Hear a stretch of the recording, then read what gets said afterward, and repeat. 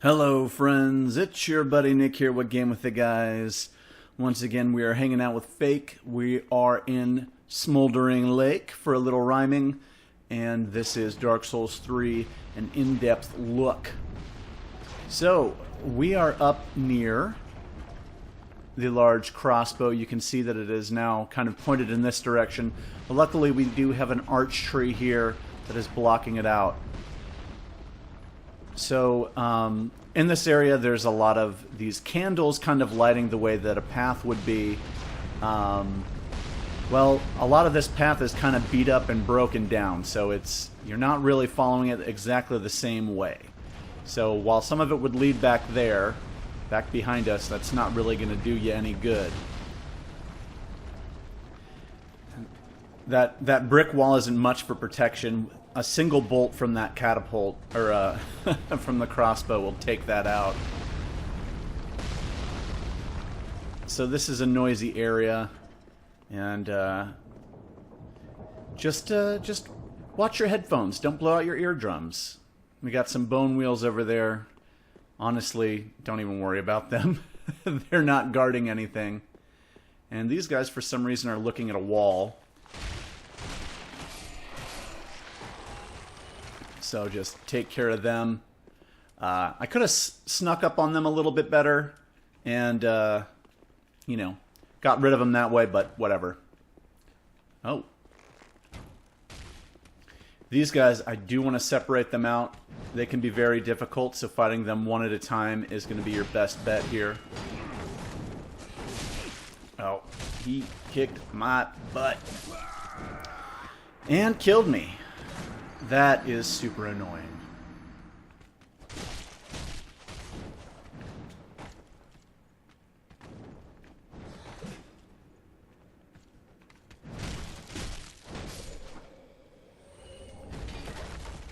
Alright, got the souls back, took out the first one.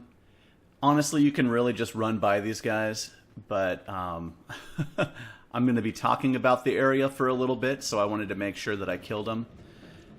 What I probably should have done was just got up and got right in his face and started attacking him before he got a chance to really hit me.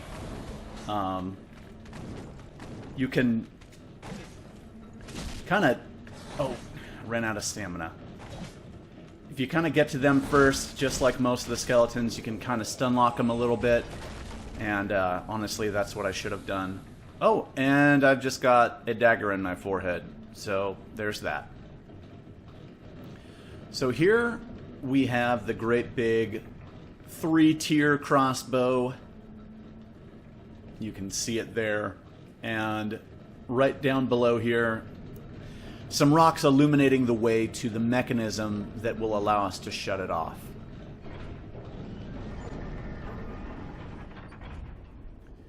And if we kind of investigate this area here, if we come back this way a little bit, well, you can't really see it. It looks like there's an alternate path, but this is really the only way you can go. Yeah, you can't really go anywhere from here. There is a path back down, but as far as any other exploration up here, this is really it. I honestly couldn't tell you how a massive piece of machinery was placed up here. It doesn't look like it would fit through the path. It makes zero sense on how it got here. I can only assume that these giants here, we see once again that they are chained, and they have the bolts, the loop bolts for chains also on the legs there. That these giants were probably enslaved for the main purpose of either operating this crossbow or at least moving it here. But we're seeing these other giants here, and so that's kind of another thing that could be associated with Drangleic, and it won't be the last thing in the area, that's for sure. So we get a pretty good view of the area from up here. You can see there's an item. Actually, from here it's difficult to see, but there's an item back over there near all of these giant crabs. Let's see if I can actually hit them from up here. Nope. As I said, you can drop down right here. This is a pretty big fall. It's going to take some serious hit points here. But honestly, I don't think any of the other ones will injure you at all, as long as you're going one at a time here. And this will place us right back near the cave where we found Horus. That's going to be right through there. So, we've got a few more items hanging out along this lake here, this muddy, smoldering lake. And there are a ton of these giant smoldering crabs here. And honestly, oh, I hit the far one there. Come here, buddy. Ah, they're too far off. I only want to fight one at a time. Once again, if you want to, you know, these guys are going to be really tough, so you do want to kind of get their attention and take them on one at a time if you do want to fight them.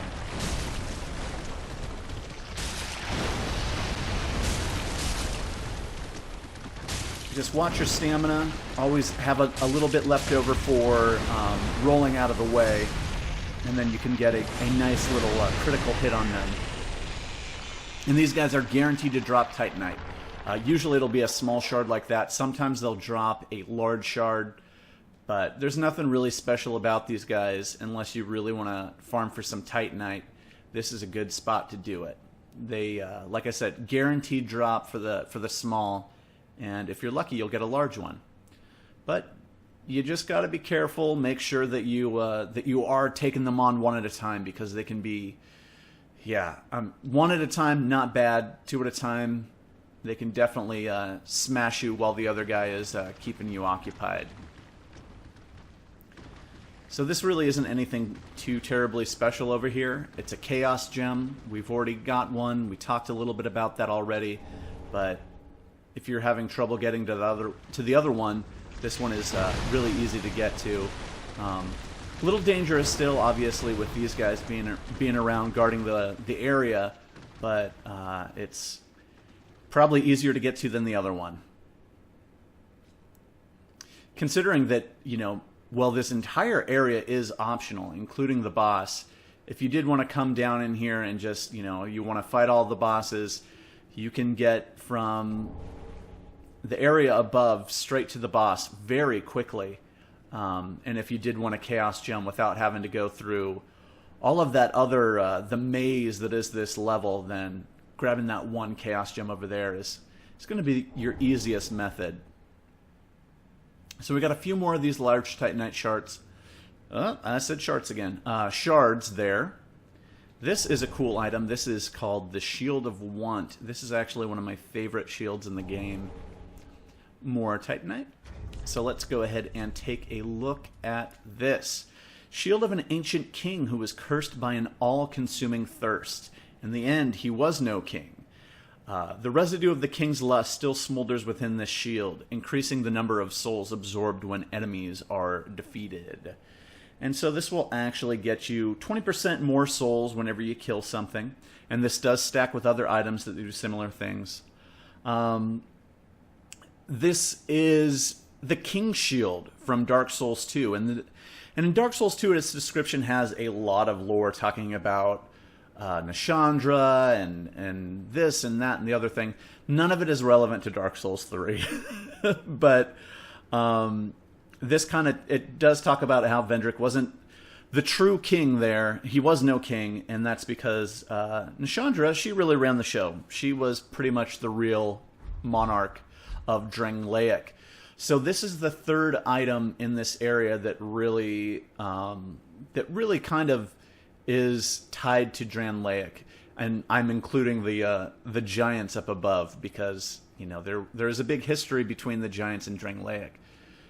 So it leads me to wonder if there is any kind of geographical relation between this area and part of Drangleic.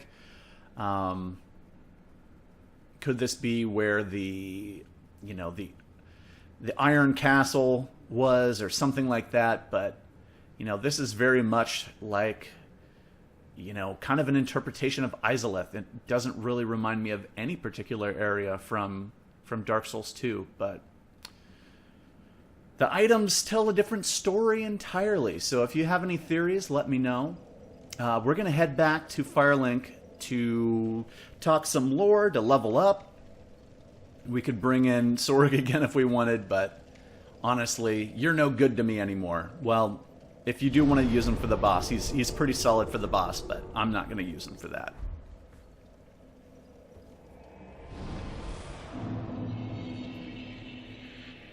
Oh, before I get too far, we have some sublime bone dust. That's a little bit of a tongue twister. We actually have 2 of these.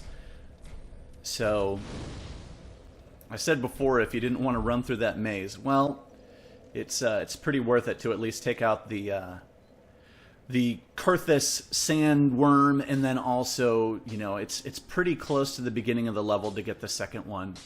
So it's worth it to go in there just for the bone dust, if nothing else, or the bone shards, I should say. So now we have 2 more pyromancy tomes that we can give to Cornix here. Are, unkindled one. I am pleased to have a pupil as dead. He is so nice and polite.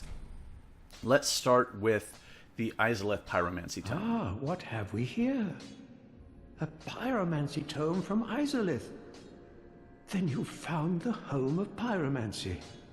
Brilliant. I will never curse being old and undead again. Now, show it here, quickly. Let us channel them together. The primal pyromancies known only to old Master Salaman. So Salaman was said to have learned directly from Quelana. So he is kind of, as far as humans go, he's really kind of the tippy top of pyromancers. And we can take a look at the pyromancies that we learn from this. And they're going to be of the chaos variety here. Starting with Great Chaos Fire Orb. So if we look at this, it says, Art of the Flame of Chaos from Ancient Izalith hurls a great chaos fire orb. Chaotic flame melts even boulders and creates a brief surge of molten lava on impact. And so that'll kind of create a puddle of lava, like it said, and allows for additional damage if something remains in that area. The Witch of Izalith and her daughters birthed the Flame of Chaos, but it devoured them along with their home. And that is just a super, super brief summary of what happened to Izalith and kind of the story of the witch and her daughters. Super, super abridged version of it there. We also get Chaos Storm here. And this is the Art of the Flame of Chaos from Ancient Izalith. That first top part there is basically the same, I think. This last part here, the all-engulfing chaos flame eventually formed a tumultuous seedbed, which birthed the twisted beings, or things known as demons. And I don't know why it's lined up like that. You can really fit those last 3 words on that third line there. It's super easy. But once again, it tells a quick abridged version of what was going on in Izalith with the queen, or the witch, and her witch daughters also. So between these two, you get an idea of their story from Dark Souls 1. And we have this other pyromancy tome, and, well, we can try to give it to him. Ah, what have we here? By the gods, this inscription reads, Quelana, the ancient deity, one of the witches of Izalith. The last of them who wandered the lands. Then she must have returned to Izalith after all. But I regret to say, I cannot accept this. Quelana's pyromancies are for witches and must be learned from a mistress. But thank you for allowing me to peer upon such a thing. If only I were a woman. Huh. Well, it wouldn't be the craziest thing that's happened in a Dark Souls game. Well, right now we can't really look at those pyromancies, but I'll pull them up on the screen because the lore is going to be a little bit more associated with this part of the game versus when we actually get a chance to look at them. First we have Fire Whip. This is a primal pyromancy taught by Quelana, daughter of the Witch of Izalith. Sweeps foes with a fire whip. The caster manipulates the flames at will, making this an extremely difficult spell to use. Pyromancy is at once the knowledge of controlling flame and the knowledge that control is impossible. And we see some themes here that we'll also see in Firestorm. This is a primal pyromancy taught by Quelana, daughter of the Witch of Izalith. Surrounds the caster with multiple pillars of flame. The raging storm is indiscriminate, such as the intrinsic horror of the flame. So from these two, we really get the idea that, yeah, fear the flame. You know, you must respect it, lest you get burnt. That seems to be a very popular reoccurring theme with pyromancies, and they kind of both say it in different ways there. The third spell that we unlock with this tome is called Rapport. This is an advanced pyromancy, we've seen that. Charms the enemy, making them a temporary ally. The living are lured by flame, and this tendency is elemental to the art of pyromancy. This spell is very, very helpful. And in the description, you know, it talks about the living being lured to the flame, ashes seek ember. We see this kind of this idea repeated a lot throughout the series, and it is mentioned once again here. So if we actually look at the literal Japanese translation of the Dark Souls 3 Japanese version of this game, this spell is called Charm. Well, it doesn't sound quite as cool anymore, but this is literally a charm spell. It lasts for 30 seconds, though it does take quite some time to actually cast it. Like I said, it is super helpful, and I will be demonstrating that in the future. Do not be gone for long. What is a teacher without a pupil? So he mentioned when he was basically rejecting the tome from us that Quelana must have returned to Izalith. And in Dark Souls 1, after you help her out, she disappears, and so that may explain exactly where she went. And so it seems that very well could have been her body that we found there. And so that's kind of sad, but Dark Souls 3 takes place, who even knows how many millennia or you know, generations after Dark Souls 1. So, you know, maybe she lived a pretty solid life.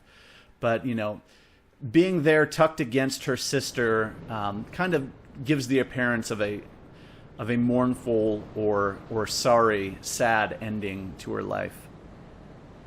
And there's nothing super important back over here. There's nothing really new to find, but I did want to show you that you can bring patches back to Firelink if you jump up into the bell tower. So we'll just head on back down, and we'll see that Patches was the one that locked us in here just now.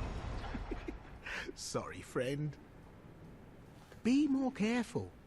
By the gods, curiosity is going to kill you kittens. Some places are better left alone, you know. Oh, sorry. Am I a tad too late?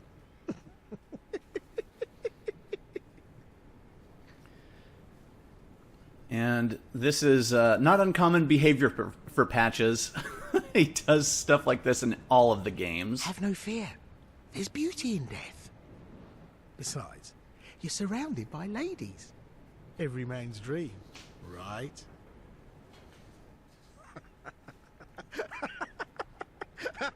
Very funny.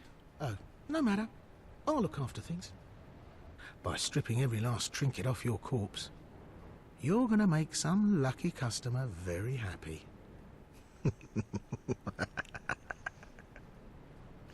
And he has slightly different dialogue in this section depending on what character you chose, if you're male or female.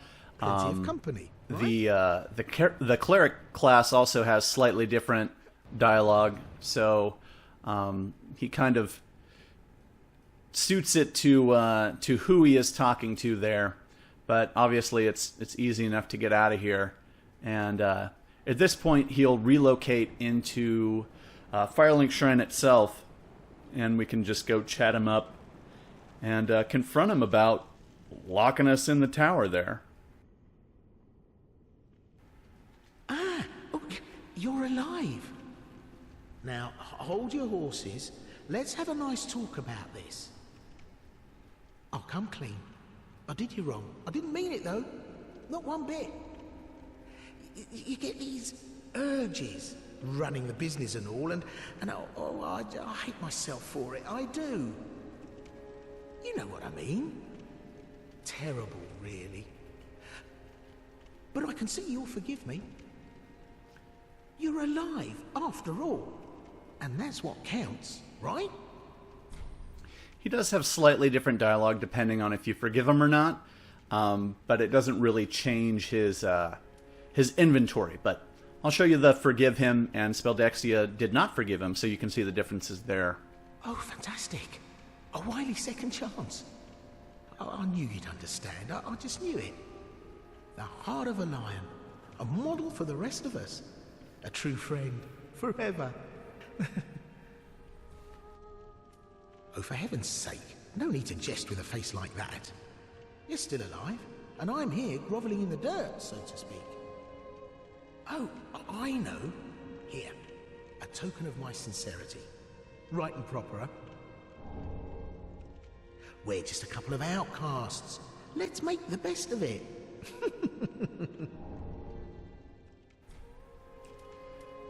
And he's got all of his stuff here. Oh. I lied when I said that his inventory isn't different. He actually has an item, if you don't forgive him. He has his special ring here. And I did not write down the description of this because I thought that it was going to be in here. But I'll pull it up on the screen there and you can take a look.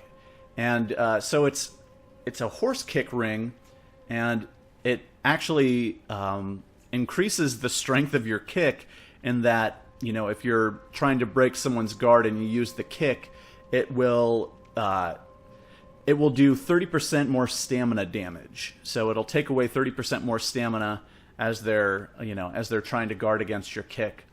And the description kind of, touches on the fact that Patches used to really... Well, you could try looking a little harder. He used to favor kicking people off of cliffs in previous games. That was kind of his way of trapping you. He would boot you down into a hole or something like that. So at this point, I do want to... Let's see, maybe I'll do a couple of upgrades if I can. And... Also, It's good to see. I need to reallot my Estus here. This should actually be okay. Did I... Oh, perfect. Okay. So, let's actually put one over there.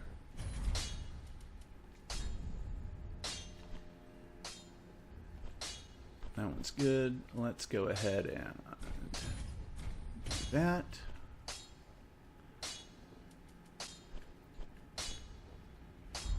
Pretty be careful. I go. Maybe we can get a level or two. I'm just... Oh, I need to sell some stuff real quick. Okay. Let's go ahead and do...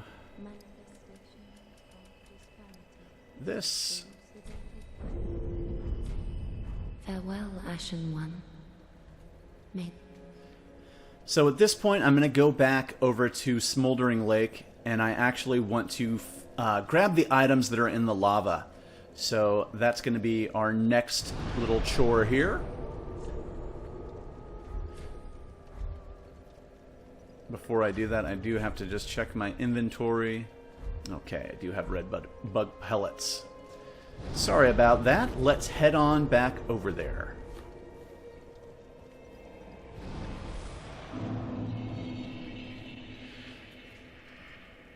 I'll need to change up my spells here. Let's go ahead and do replenishment. Alright. And I'm just going to run straight over to the lava and just kind of avoid all of the enemies along the way. I personally think it's easiest to get to them from this first bonfire here. And we can just run over there and not worry too much about being hit by stuff, but we'll probably use up a lot of the Estus, but that's okay.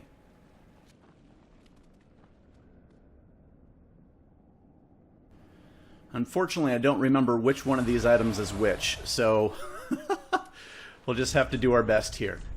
Alright, let's go ahead and put this on here.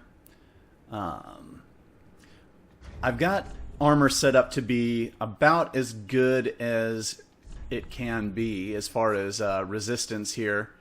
And then we can add on these two to get... Wow, I was really expecting much, much higher fire resistance. I think after I put this other stuff on, we'll see how good it ends up looking. Let me get to the red bug pellet here.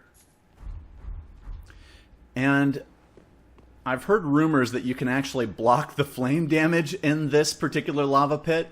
I'll test it out. I don't know that that's true. I tried it. It doesn't work in the other one, but maybe it'll work in this one. So let's do this and this, and then we can take a look here. And we've got 64%. We'll do some replenishment to try to help us with... Oh, I already did that. So you see that I am actually successfully blocking the flame damage up until the point that I stopped there.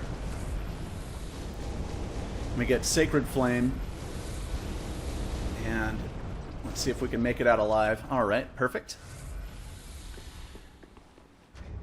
So, let's take a look at Sacred Flame here. This is an interesting pyromancy taught amongst savages.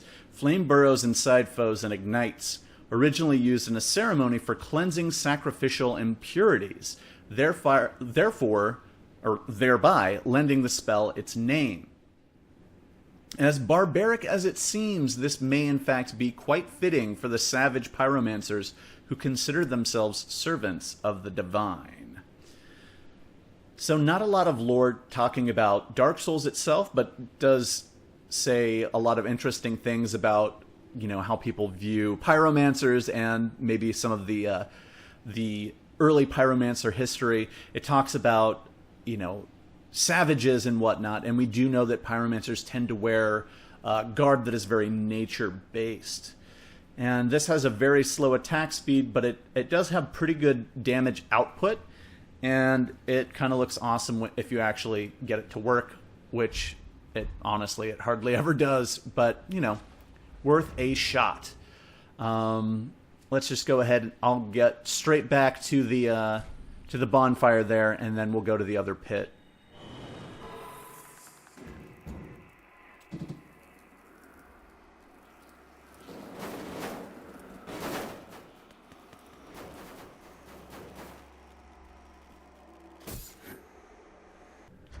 This pit will be more treacherous. It has some of the slimes in there, and so we'll do our best to avoid them.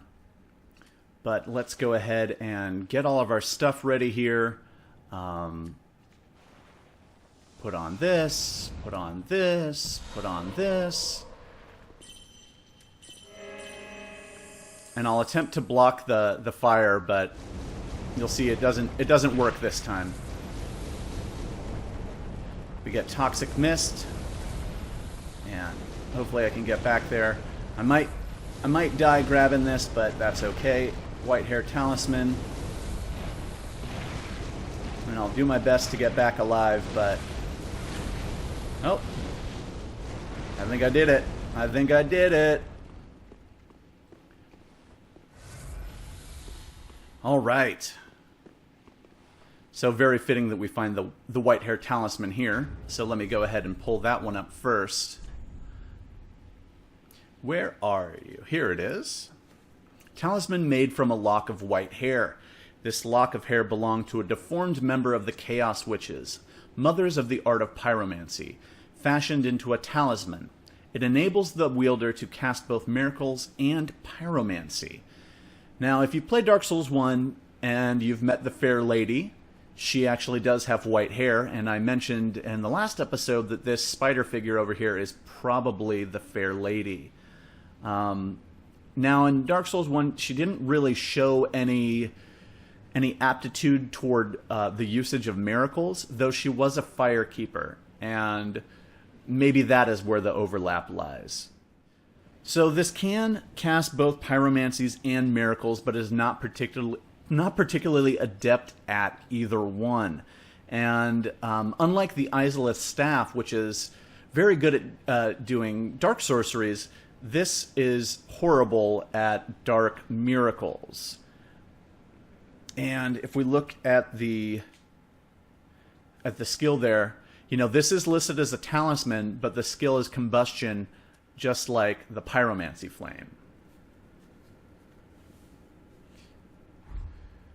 And the other thing that we picked up was a spell here, Toxic Mist, unique pyromancy of Ingi that never gained currency in the Great Swamp. Creates an intense poison mist driven from the Great Swamp. They say that at the end of his journey, Engi happened upon a virulent poison and a young lady. Well, the young lady was probably the Fair Lady, who we just talked about a bunch just there. And let's see, Engi was known for kind of creating these spells that were frowned upon in the Great Swamp. And so this one actually does toxic damage versus the poison damage that we saw in Poison Mist. So it's kind of like a more powerful version of that spell. And where it says, let's see, he was driven from the swamp, it was because of those forbidden pyromancies, but then he found his way to the Fair Lady. And this toxic effect, it'll last for 90 seconds, and the damage will be based on your target's max hit points.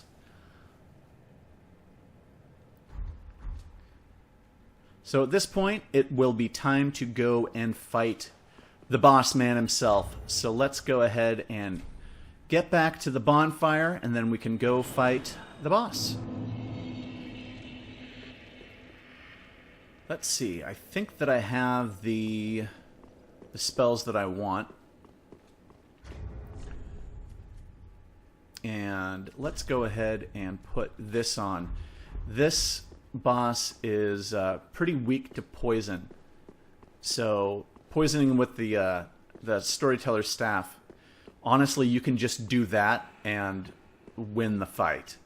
Right over here we have a summon. This is Great Swamp Cuculus. And you'll see that she is wearing a set very similar to Cornix's set. And if we want to get that set, we have to bring her in the fight. So we'll do exactly that. Okay, I think I like my setup here. This boss is also, it's good to use magic or dark against this boss. So we'll get set up with some dark here, and I've got a whole bunch of great stuff to get us going in this fight. And we'll bring Cuculus in here with us. And yeah, we're gonna wreck this guy. But at this point, he's just kind of laying there in a big old heap. And we'll see in this room that among the arch trees, there are these giant, just piles of dead demons. They kind of surround the room. And these piles of demons are actually useful in this fight. If this boss gets the chance to do it, he has a kind of a meteor shower spell that he uses, and when he does that, we can use these piles to negate any of the damage by hiding behind them there. So let's go ahead and put this on. We'll put this on. We'll get to our other sword here. And as we come up here, he's going to spring to life. We can put on the dark. And now that he's up, we can attempt to poison him. This guy has a long range, but he really, he kind of displays all of his attacks fairly easily. Oh, and we already have him poisoned. So he also does pyromancies, and you can just see just how much damage I'm doing. His pyromancies, that one especially, that combustion type pyromancy is probably the one that you really have to watch out for. And now we've entered the second portion of the fight. He's going to get he's going to become more aggressive, and then he has these AoE attacks now. This is going to be the meteor shower. I don't know which way they're coming from, but if we... Oh, well, not even close to us. And at this point, you can see just how much damage the poison is doing. It does 42 damage per second. So we can kind of just run away from him and kill him without even doing anything else to him. But where's the fun in that? Oh, that's what I didn't want to get hit by, but I had a lot of fire protection going on and was able to kind of dodge it there. We see the meteor spell going again, and if I just come over here, it's not going to hit me at all. When fighting this guy, make sure that you keep enough stamina to roll away from his attacks, because he does have a lot of these AoEs, and he does have long sweeping attacks that he really telegraphs them, but they're very powerful, so you don't want to get hit by that stuff. And at this point, he should actually be changing his fighting style one more time. Well, generally at this point, he grows very weak and refuses to fight, but that wasn't the case here. I can show you other cases of him, you know, once you get him down to about 10%, 5% health, somewhere in that area, he will kind of lose his flame and lose all of his energy, and really his attacks become completely just super weak. He can still injure you, but you know, not with the same diversity that he could before. I do want to look around at this room a little bit more, and this is one of the more interesting of the demons. This is the centipede demon that we fight in Dark Souls 1. And there are stray demons here. That actually appears to be the bulk of the demons inside here. And there's 3 stray demons that you can actually fight in Dark Souls 1. And some people are a little annoyed that it's a repeat boss, but yeah, they were a little bit different. Let's be honest, they were pretty much the same. But if we look through here, yeah, we also have Taurus demons. I'm sure there's Capra demons here, but the stray demons are kind of the most prominent. And as we learned, the demons are dying out, and well, they're probably just about dead now, to be totally honest. Let's head back to Firelink and we can talk lore.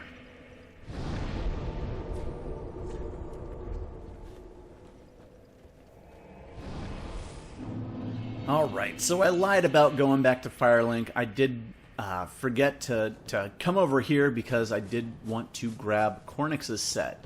This is available only if you get Cuculus to come in and complete the fight with you and survive the fight. So that's why I brought her in. And the placement of the gear here probably indicates that she was his student. It is possible that she was his master. Don't ever count that out. The female pyromancers, as we saw by Cuculus, by Cornix refusing to teach us Quelana's spells, female pyromancers can become more powerful, and that's in the image of the witches of Izalith. So it's entirely possible that she was actually Cornyx's master, but kind of the more popular theory is that she was his student, his pupil. And honestly, his gear is pretty good. It's fairly lightweight. You see that it's lighter weight than the Conjurator stuff, and has predominantly more blue showing here, so better stats. But some of the other, like the bleed, your poison there, frost, lightning, but everything else, poise, surprisingly high poise for such a lightweight piece of armor. But if we look at this, attire of Cornyx, Pyromancer of the Great Swamp. In the Great Swamp, it was customary to adorn oneself with articles of nature. Cornyx favored the use of raven feathers. Ravens are said to have once been Firelink messengers, guiding the undead to the land of ancient gods. And you'll remember, Dark Souls 1, we use a raven to get to Firelink from the Undead Asylum. And if we look at this here, attire of Cornyx, Pyromancer of the Great Swamp, the bronze ornamentation serves to ward off evil spirits. And then the pants here. The skirt emulates those worn by the witches, who were the forebearers of pyromancy. So overall, a pretty cool set. I'm a fan of it. Let me just go ahead and put it on. We'll see if I have the... I do have the Sage's Blindfold. But now we look just like Cornyx. Look at that. But I really like this this torso, this chest piece. I think this is really cool looking. And Speldexia might rock it a little bit. She likes to wear the dark colors, so she might rock it a little bit. But Fake is going to wear this just for the rest of the episode anyway.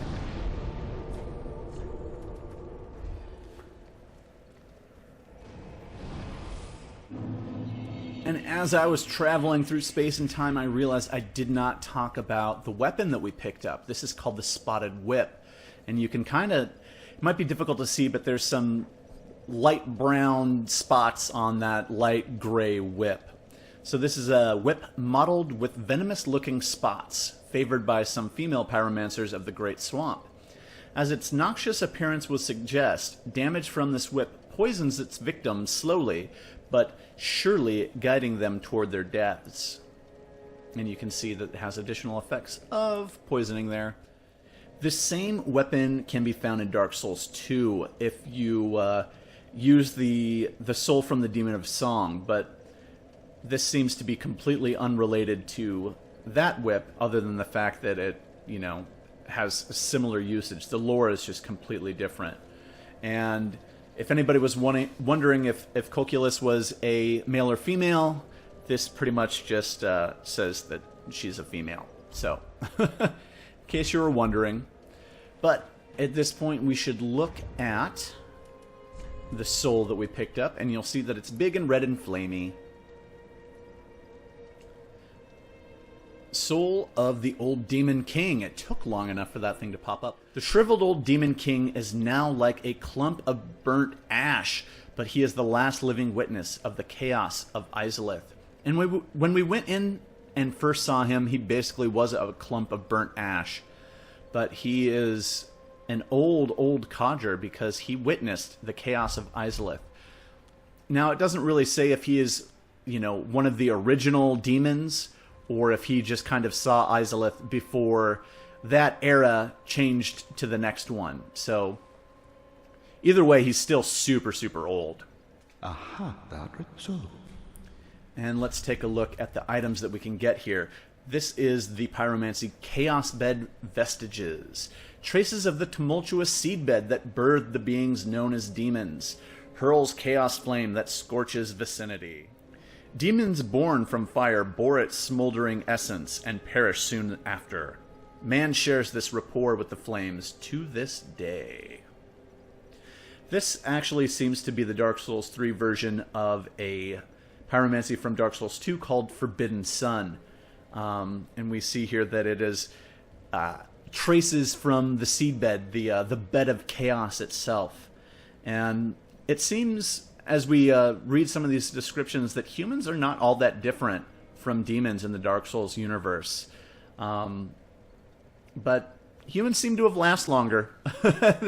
they've populated the lands more so, but kind of both having this connection with the flame and kind of being birthed of flame in that sense. So they are, I don't know, two faces of the same coin.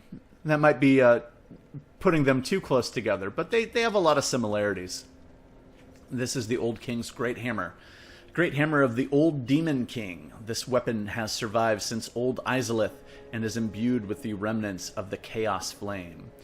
So we probably saw him do this skill a little bit. He kind of would turn it face down and bash it on the ground, and that's called Molten Perseverance. Anchor this weapon in the earth to temporarily boost poise and use strong attack to repeatedly stab earth to trigger molten explosions. So this is an old weapon, just as old as the Demon King. And if you look here, little bit of faith and intelligence requirements, but that's pretty common for fire-based weapons. Pretty high strength, but not the highest we've seen. But this is a great big heavy club, and maybe a lot of fun for you strength builds, but that's not going to be something that Fake's going to use. Now. Well, I can get one more level, but at this point I should just say thank you for watching. And if you're enjoying this episode, if you're enjoying this playthrough, please hit that like button. Share this with your friends if you think they'll enjoy it. If you have questions about the lore, if you've got different ideas than what I have, I always love to hear comments about that. So please hit up the section down below and let me know. I do want to talk to Patches one more time. We get the Patches squat, which he's demonstrating there. Oh, hello again. Welcome to Patch's Boutique of Wonders. Can't resist it, can you? My sumptuous selection. And he actually has some dialogue that I didn't touch on last time, but we can check it out here. Ah, I see you've met Grey Rat. The slinking rodent. But he did me a good turn back in Lothric Dungeon. Doubtless I should do something about that little dead. Well, maybe not. Well, I can hardly believe he's still standing. So it's actually kind of surprising that he seems to want to do a good deed. Makes me wonder if Grey Rat being locked in the dungeon had anything to do with Patches here, if he kind of made that happen. Aha! Here's the horse hoof ring. So I probably pulled up a picture of this before, but it is available now. I thought that it would be available before, and I'm not sure exactly what triggered it to come up now, but... Can't find anything you like. Wait. So I did want to bring Patches back in here because he just has a little bit of different dialogue once we get into Irithyll. And you can actually use Patches for a quest line in Irithyll. It's not advisable, though. And I'll talk a little bit more about that. It's basically you can choose him or Siegward of Katarina to do a quest line. And if you do Patches to do the quest line, then Siegward's quest line ends and you don't get the rest of his quest line. But if you do Siegward's, then Patches will just stay here and you can still use him. So it's just far better to use Siegward, and the rewards are far, far greater. So we'll talk more about that as we go into Irithyll, and I'll just get one more little level here. Probably just throw this on luck, just kind of keeping that up there. Farewell, Ashen One. May the flames guide thee.